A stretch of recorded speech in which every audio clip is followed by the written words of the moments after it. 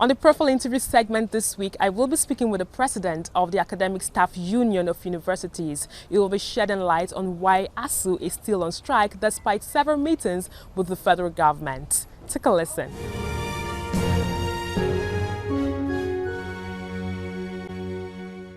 It's good to have you on the program. Thank you very much. It's my pleasure to be here.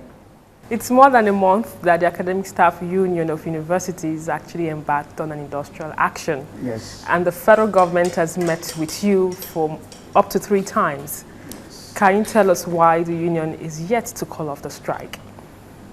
The union is here to call off the strike because government has not brought some concrete proposals to the table.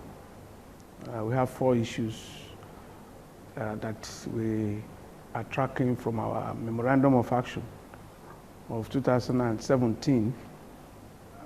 In all of these, in these 4 areas, starting with Revitalization Fund, talking about the end academic allowances, the shortfall in salary of our members, and of course, the issue of state governors and state universities.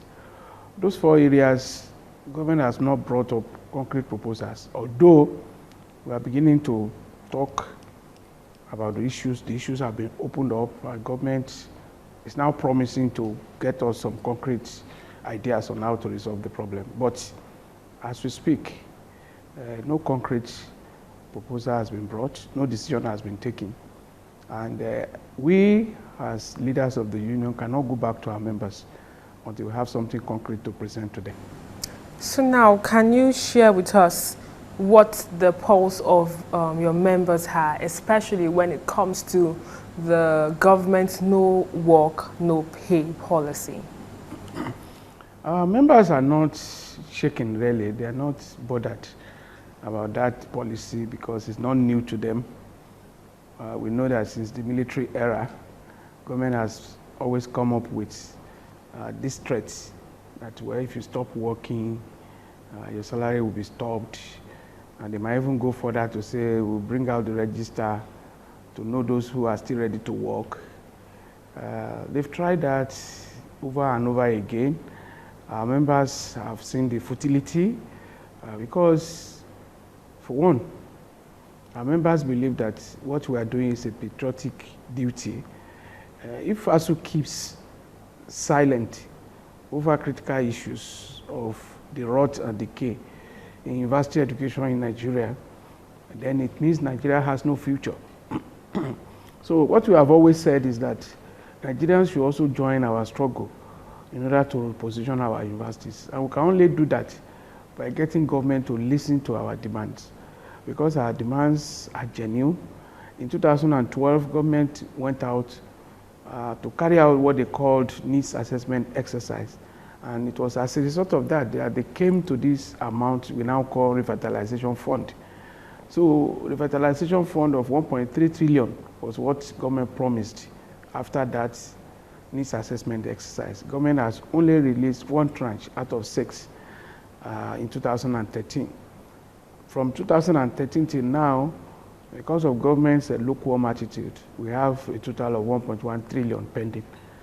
If Nigerians can work with us, we can reposition our universities to take them back to place of prominence, place of reckoning, and a place of competitiveness where our university education was in the 60s and 70s. So that is why our members are not bothered. They know what they are doing really is in fact one of their duties, because our work is in 3 parts: teaching, research, and community service. Our advocacy for repositioning of university education from reversing the declining fortunes, so that we don't go the way of public primary schools, public secondary schools.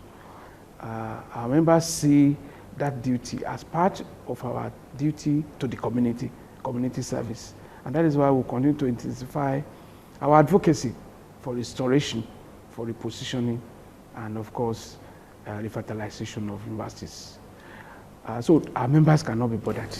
When you talk about revitalization of the universities, especially when it comes to funds and when a particular figure is brought on the table, the perception many Nigerians have is that federal government is giving money to ASUU as a body.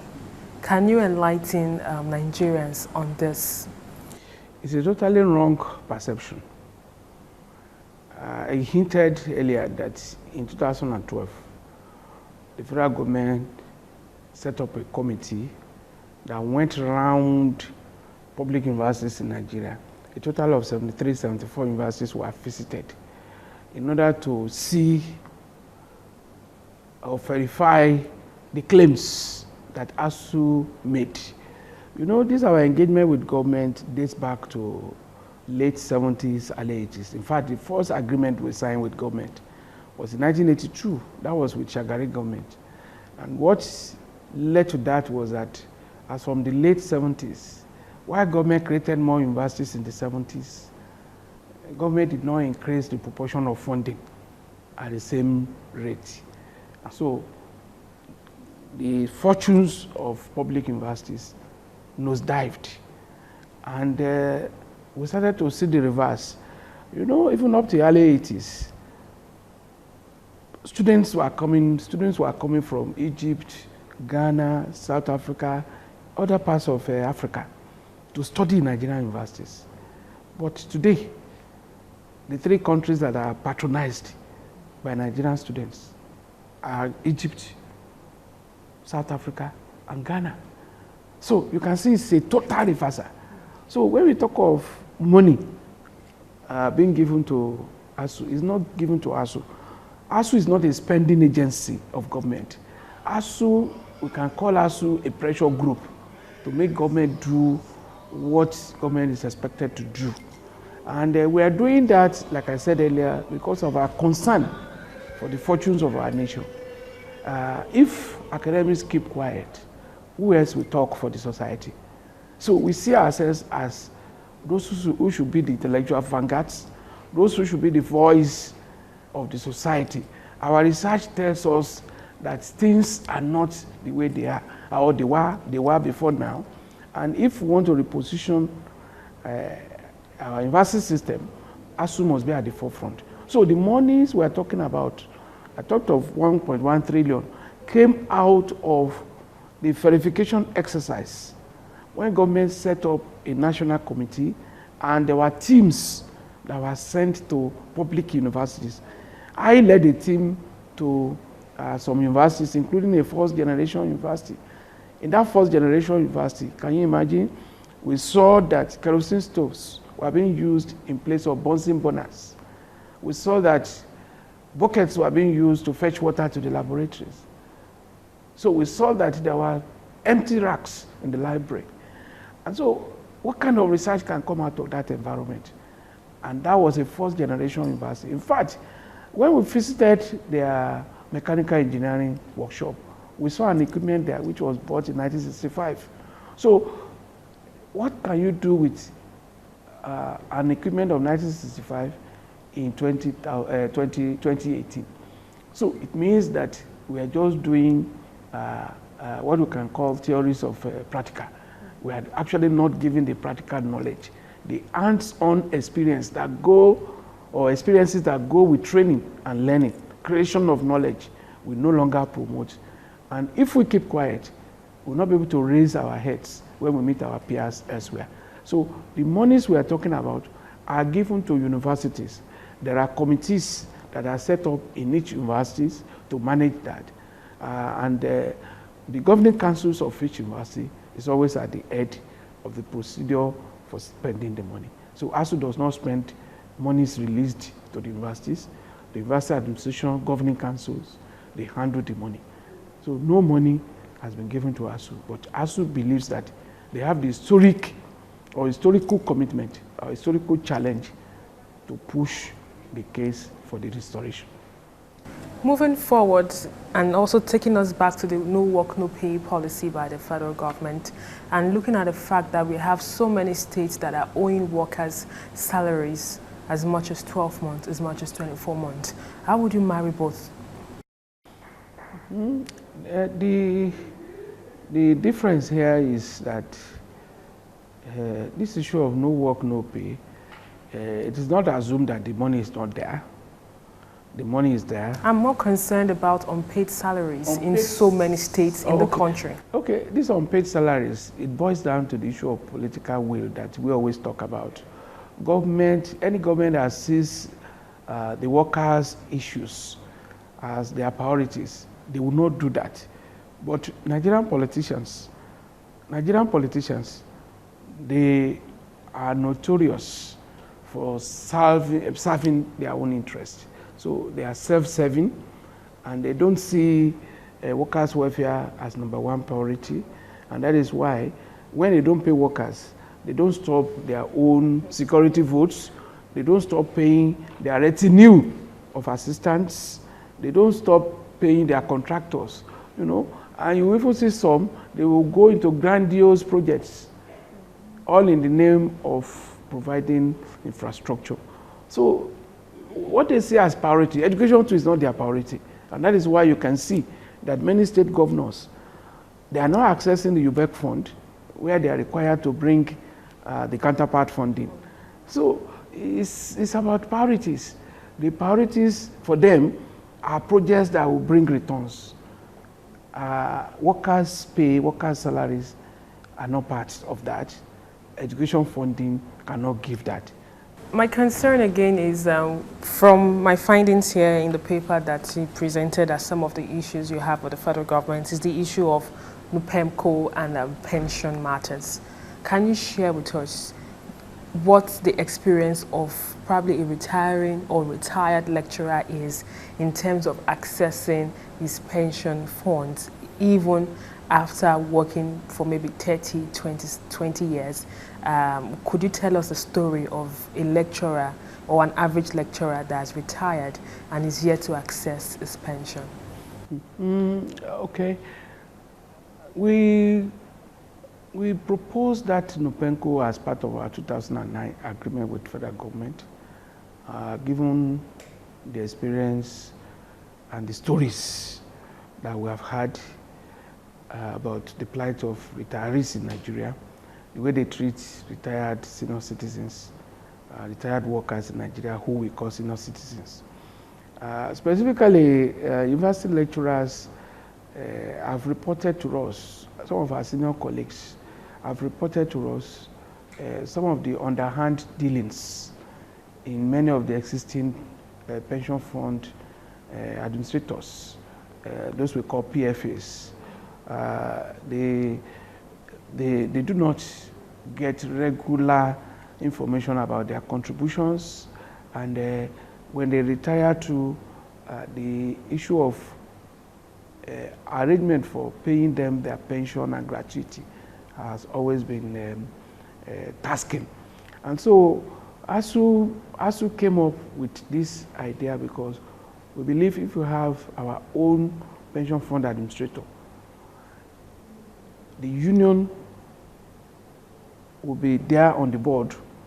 The union will be able to prevent underhand dealings.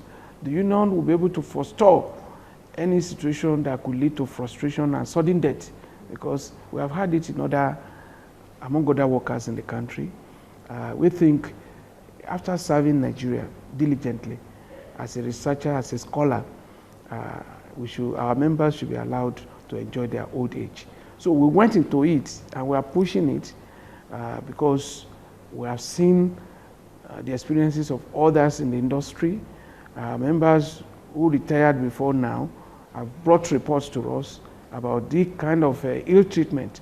And in fact, many of them are waiting for NUPEMCO to come on board so that they can just transfer their accounts to the union, to the union's PFAs. Of course, we are not the only body that will run the PFA. Other staff unions on the campus are part of it, but for now, we are the ones driving the process, and we believe that it's going to stand out from the pack. Over the years, ASUU has actually made several comments as regards state governors actually establishing new state universities for political reasons and thereby leaving the old ones to suffer. Is this part of the negotiation that you're actually having with the federal government? Yes, it's part of our demands. Proliferation of universities. Proliferation of universities has become a trend in the country, and Nigerian politicians are gradually turning the establishment of universities into constituency projects. If you are a state governor today and you find that the existing university is in another geopolitical zone other than yours, you take steps either to create a campus of it. I mean, that used to be the trend, but now they don't even talk of the campus of it. They bring it, they establish new university. They just call it another name. They can call it University of Science and Technology, but all courses will be run there. So which means it's pretense. But that trend, that tendency to proliferate is not limited to state governors. And in fact, we say that it appears state governors are borrowing leaves from the federal government. You recall that the last federal government, the administration of Dr. Goodluck Jonathan, in one day created 9 universities. And those universities, today, they are crying seriously for survival. So that is what proliferation could do. And probably somebody just discovered that, no, we don't have a university in my village. So let there be a university in my village. And in order to justify the one that I will create in my village, maybe we should spread the largesse. So that happens at the level of federal government. In fact, it was reported in the news this week that the federal government was planning to establish 80 new tertiary institutions, including 23 universities. And from what we are hearing, some of these universities will be located in the domains of political leaders, and which means that this our suspicion about constituency projects is becoming a reality. And we fear for this country. State governments, federal government are not funding the existing universities. They are busy creating other ones. And at the end of the day, it's like they will give birth to children that they don't have the capacity to nurture. And so kwashiorkor may just descend on everybody, and we shall all be afflicted, and Nigeria will reap the consequences. So that is our fear for this country. And that is why you see us talking passionately about the future of university education. Because university education holds the ace for the transformation of the country.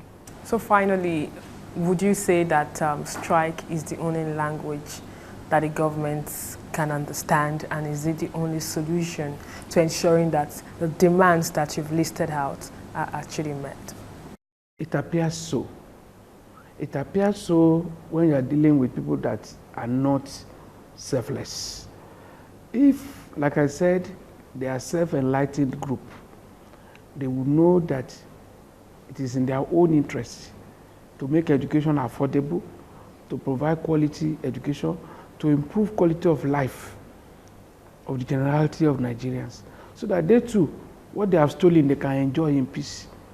At least they pass the crumbs. But here, they want to take everything. And unless you wake up and shout, they will beat you and they will not want you to cry. So they are beating us by denying us what is due to us. They are by denying Nigerians the quality education they deserve. What the Constitution says. The Constitution says you should provide education at all levels, free.